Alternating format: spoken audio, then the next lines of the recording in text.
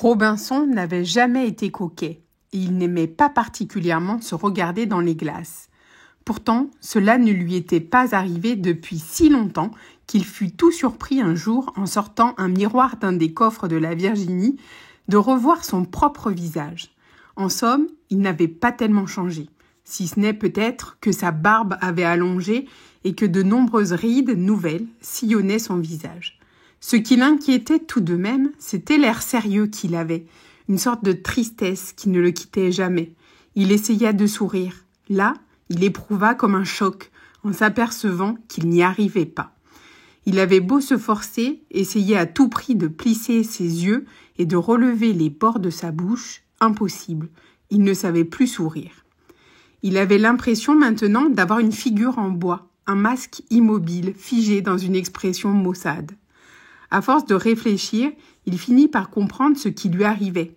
C'était parce qu'il était seul. Depuis trop longtemps, il n'avait personne à qui sourire, et il ne savait plus. Quand il voulait sourire, ses muscles ne lui obéissaient pas.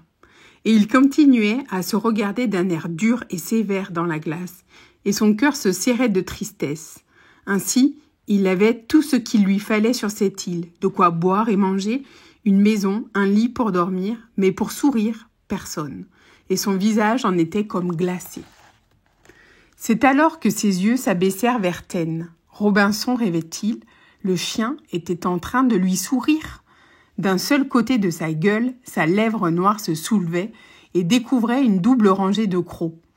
En même temps, il inclinait drôlement la tête sur le côté et ses yeux couleur de noisette se plissaient d'ironie. Robinson saisit à deux mains la grosse tête velue et ses paupières se mouillèrent d'émotion, cependant qu'un tremblement imperceptible faisait bouger les commissures de ses lèvres. Taine faisait toujours sa grimace, et Robinson le regardait passionnément pour réapprendre à sourire. Désormais, ce fut comme un jeu entre eux. Tout à coup, Robinson interrompait son travail, ou sa chasse, ou sa promenade, sur la grève, et il fixait Taine d'une certaine façon, et le chien lui souriait à sa manière, cependant que le visage de Robinson redevenait souple, humain, et souriait peu à peu à son tour. Robinson ne cessait d'organiser et de civiliser son île, et de jour en jour, il avait davantage de travail et des obligations plus nombreuses. Le matin, par exemple, il commençait par faire sa toilette. Puis, il lisait quelques pages de la Bible. Ensuite, il se mettait au garde-à-vous devant le mât, où il faisait ensuite monter le drapeau anglais. Puis, avait lieu l'ouverture de la forteresse. On faisait basculer la passerelle par-dessus le fossé et on dégageait les issues bouchées par les rochers. La matinée commençait par la traite des chèvres.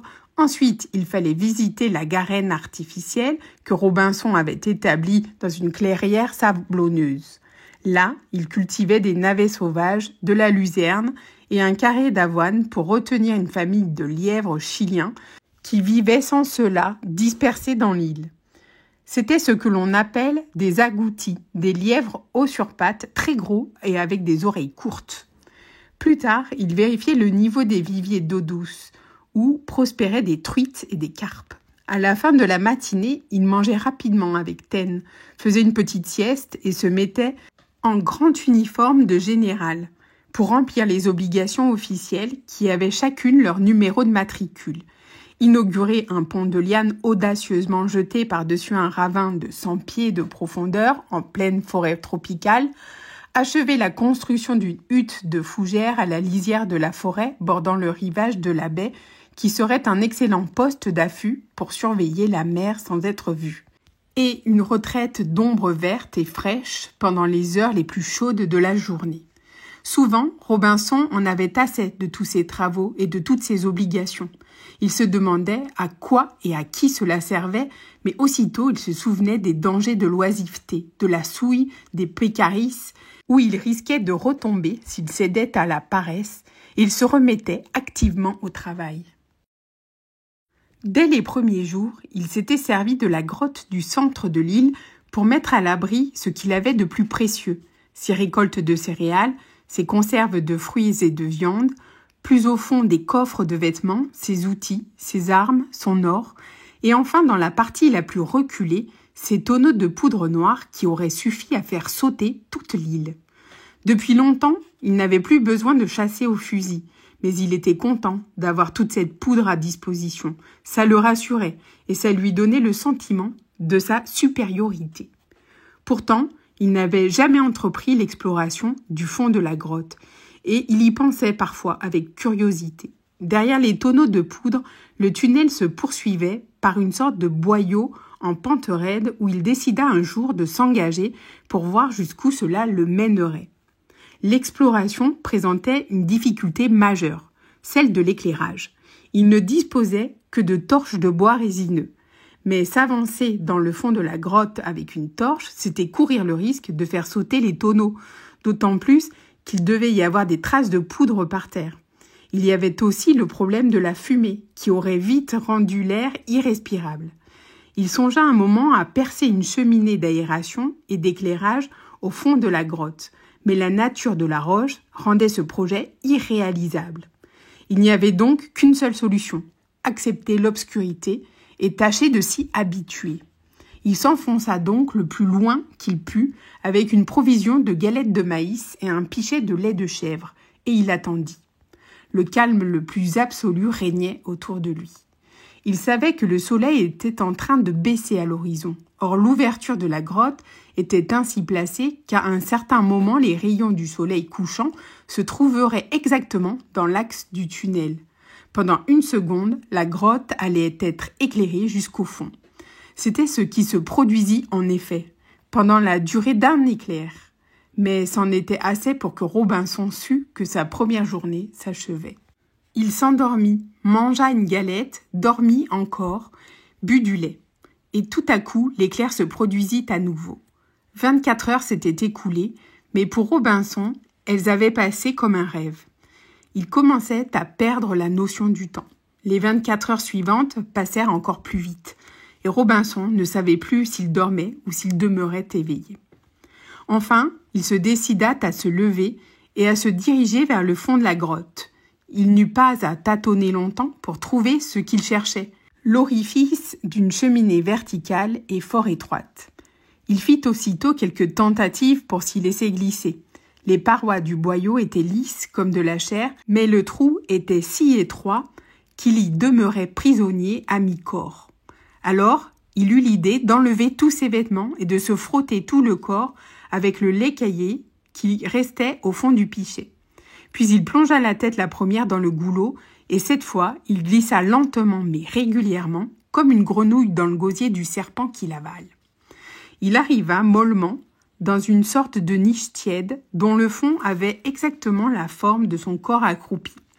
Il s'y installa, recroquevillé sur lui-même, les genoux remontés au menton, les mollets croisés, les mains posées sur les pieds. Il était si bien ainsi qu'il s'endormit aussitôt. Quand il se réveilla, quelle surprise! L'obscurité était devenue blanche autour de lui. Il n'y voyait toujours rien, mais il était plongé dans du blanc, et non plus dans du noir. Et le trou où il était ainsi tapi était si doux, si tiède, si blanc, qu'il ne pouvait s'empêcher de penser à sa maman. Il se croyait dans les bras de sa maman, qui le berçait en chantonnant. Son père était un homme petit et maladif, mais sa mère était une grande femme, forte et calme, qui ne se fâchait jamais, mais qui devinait toujours la vérité, rien qu'à regarder ses enfants. Un jour, qu'elle était au premier étage avec tous ses enfants et que le père était absent, le feu se déclara dans le magasin du rez-de-chaussée. La maison était très vieille et tout en bois, et le feu s'y propagea avec une vitesse effrayante. Le petit drapier était revenu en hâte et il se lamentait et courait en tous sens dans la rue en voyant brûler sa maison avec sa femme et ses enfants.